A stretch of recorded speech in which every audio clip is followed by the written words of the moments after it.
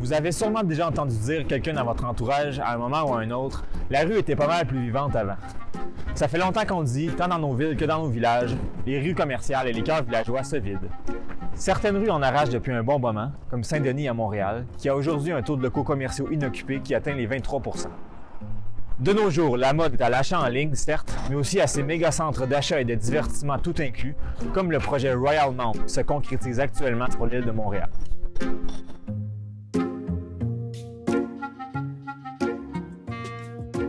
Pour contrer le déclin, un peu partout, des actions sont entreprises pour revitaliser les rues commerciales. À Montréal, la rue Sainte-Catherine-Ouest. À Québec, le quartier Saint-Roch. À Bromont. À Baie-Saint-Paul. À Victoriaville. Mais pourquoi s'acharne-t-on autant à protéger nos rues commerciales? On voit bien avec le Royalmount qu'on arrive au bout du modèle complètement. Le Royalmount est une création qui est faite finalement pour répondre aux besoins des promoteurs et pas de la ville qui est autour. Donc, les rues commerciales essayent de ramener ce qui a été défait pendant les 40-50 dernières années. On l'a vu dans à peu près toutes les villes au Québec, les petites villes, où on déplaçait, par exemple, la SAQ, puis on l'envoyait dans le centre d'achat à l'autre bout. On a tué la rue commerciale, on a tué la vie de quartier. Les centres d'achat essaient vaguement de copier cette ambiance-là maintenant. On essaie, dans les centres d'achat, de faire comme si on était dans une rue commerciale. Alors, la logique, c'est simplement de s'en aller vers la vraie rue commerciale et de remettre de la vie au centre des communautés. Mon nom, c'est Liane, puis je suis propriétaire du commerce nettoyeur. Ici, ça fait 18 ans que nous étions là. C'est comme un petit village. On voit, il y en a une poste tout proche, il y a l'église, il y en a l'école, il y en a la garderie, et il y en a un nettoyeur. Puis les petits boutiques comme boulangerie, petits restaurants, là, c'est comme une vie de village. J'aime bien ce quartier.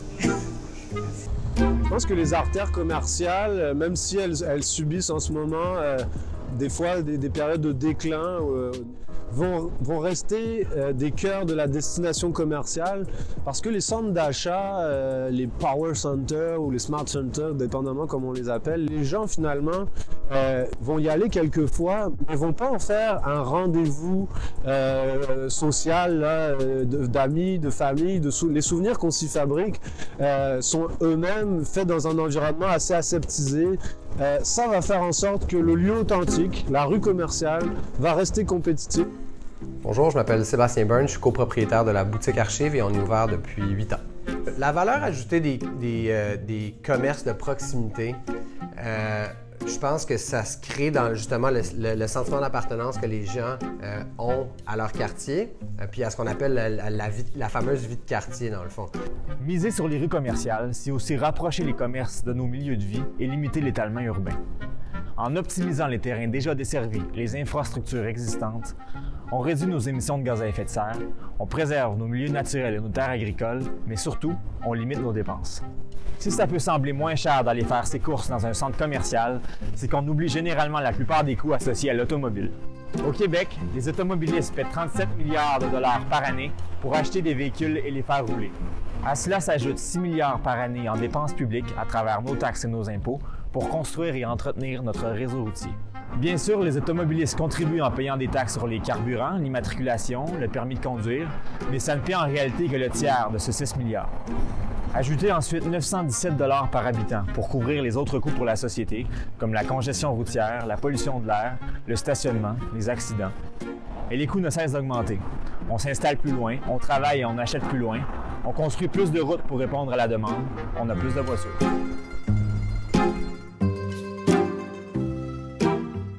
Sur l'île de Montréal, il est fréquent de voir qu'un seul ou même aucun supermarché n'est accessible en 15 minutes à pied. Évidemment, ce sont les personnes à plus faible revenu qui n'ont pas les moyens d'avoir une voiture qui en sont les plus affectées. Je pense que s'il y a un type de commerce qu'il faudrait faire très attention, c'est les épiceries. C'est le commerce par excellence, c'est le commerce du quotidien. C'est pas normal d'avoir à faire 1 kilomètre de voiture pour aller chercher 1 litre de lait. Et ça, pour y arriver, il va falloir accepter que nos épiceries arrêtent de ressembler à des entrepôts de 50 000 pieds carrés pour redevenir à des superficies un peu plus à échelle humaine. Parce que si tu fais une épicerie de 50 000 pieds carrés, ça veut dire que tu vas en fermer une autre de 25 000 pieds carrés, donc tu vas être mal dispersé dans les quartiers. L'Allemagne a une réglementation fédérale qui empêche les épiceries trop grandes afin de s'assurer que les gens gardent des commerces de proximité. Miser sur nos rues commerciales, c'est bien beau, mais comment on s'y prend? Les commerçants ont besoin d'un bassin de population suffisant pour prospérer. Et pour ça, ils ont avantage à se localiser dans des quartiers avec une bonne densité résidentielle. Et donc, à se rapprocher de leurs clients. Il faut commencer à arrêter de développer de nouvelles zones, de multiplier les pieds carrés un peu partout, notamment aux abords des autoroutes de style Royalmount, pour faire un choix, le choix de la proximité, pour protéger qu'est-ce qui a un sens pour nous. Dans une ville, si ça devient tous des petits pôles de vie où les gens peuvent faire leurs achats, mais peuvent aussi travailler, habiter tout près, tu as moins besoin de constamment te déplacer, comme c'est le cas avec les centres d'achat, par exemple. C'est pas vraiment des grandes notions de développement durable d'aller construire ailleurs, alors que tu peux tout faire ça dans une ville qui est déjà dense. Il suffit de l'aménager intelligemment. Simon Donne, ça fait 8 ans que je suis propriétaire de la drinkerie. Nous autres ici, on a plein de réguliers du monde qui nous connaissent vraiment. Fait que le fait d'être plus petit, je pense que c'est bénéfique. Puis en plus, on vient de rapetisser le format de notre bar parce que justement, on voulait revenir à ce qu'on était au départ, un bar de quartier. Dans le fond, on avait juste un de ces deux locaux-là. Fait qu'on on les rapetisse pour ça, dans le fond. Les rues commerciales doivent aussi être capables de diversifier leur offre pour répondre aux différents besoins des résidents et rester attractives. Une rue pour être intéressante, justement pour vivre pratiquement 24 heures sur 24, 7 jours sur 7, ne doit pas qu'avoir qu'une fonction. Elle ne doit pas qu'être qu'une rue de destination où on y va une fois par semaine parce que finalement, elle va être pleine le samedi et le reste de la semaine, elle ne sera pas là. Donc, l'importance également du commerce de proximité, du commerce du quotidien qui doit venir s'imbriquer. C'est ce qui est arrivé parfois à certaines rues traditionnelles. On parle de Saint-Denis, par exemple, à Montréal, qui était trop une rue de destination pendant longtemps. Et là, à travers différentes vagues de changements commerciaux, mais si l'attrait de destination tombe, c'est toute la rue qui devient un peu moribonde. Donc, c'est très important de ne pas juste être une rue de restaurant ou une rue de shopping ou juste une rue du quotidien. Quand tu as le mélange des trois, tu as souvent la rue parfaite. Mon nom est Roger Chénier, je suis propriétaire de un des propriétaires de la librairie de l'écume des jours.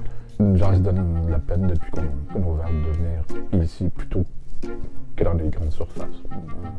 On est quand même libraire depuis à peu près 35 ans.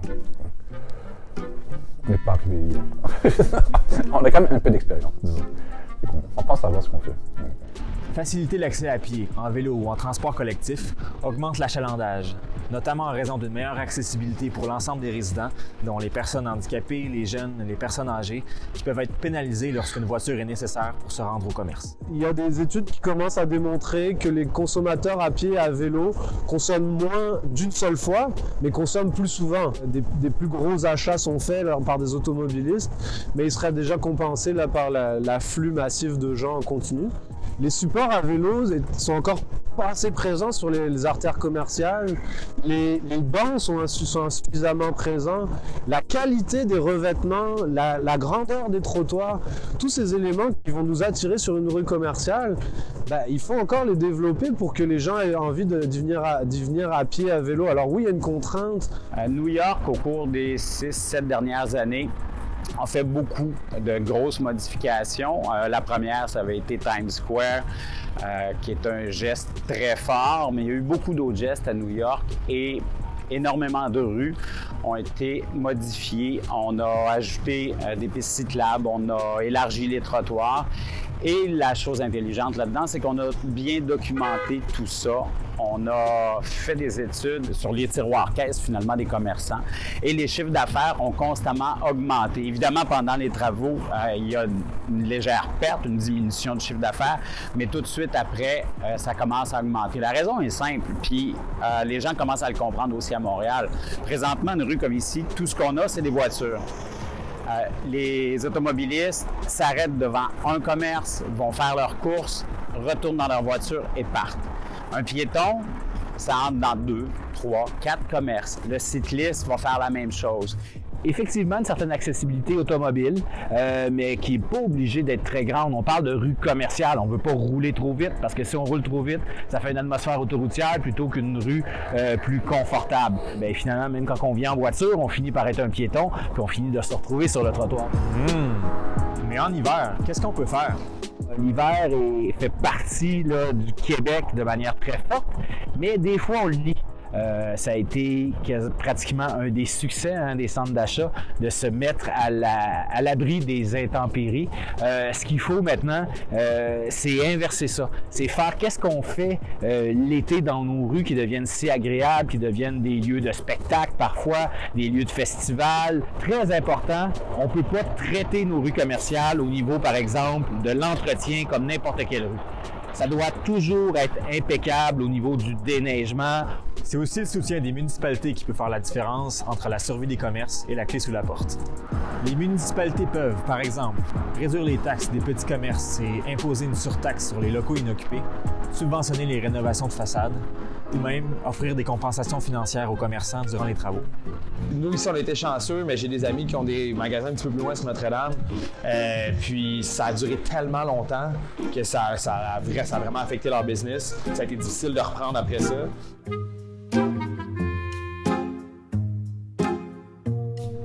Renoncer à nos rues commerciales, c'est renoncer aussi à nos vies de quartier. C'est encourager le cycle continu de l'étalement urbain et tout ce que ça implique. Alors, est-ce la fin des rues commerciales? Ça dépend de nous, de si on leur donne les conditions favorables à leur survie et de ce qu'on décide d'encourager.